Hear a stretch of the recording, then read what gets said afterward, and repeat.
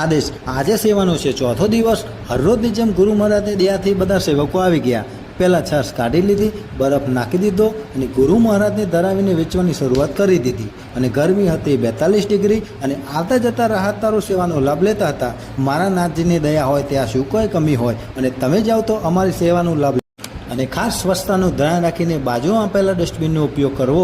અને હવે આપણા સેવકભાઈનો અભિપ્રાય જાણશું। આદેશ જે વિજાપુરનો ત્યાં આપણું સેવા કાર્ય ચાલી રહ્યું છે, આદેશ સેવા કેમ્પ। તો સર્વત્ર સર્વે માતાઓ બહેનો ભાઈઓએ આ સેવાનો લાભ લેવા વિનંતી।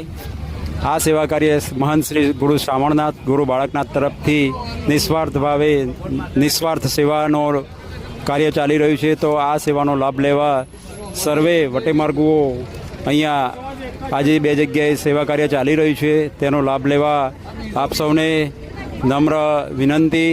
તો આ સેવાનો લાભ લો। આ સેવા મહંત શ્રી ગુરુ શ્રાવણનાથ ગુરુ બાળકનાથ તરફથી નિસ્વાર્થ ભાવે આ સેવા ચાલી રહી છે।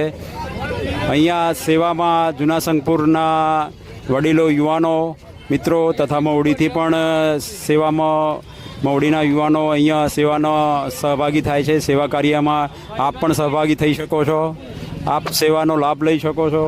આપ સેવા કરવા માટે પણ અહીંયા આપણે જે મંડપ છે 2 જગ્યાએ, વિજાપુર ચોકડી અને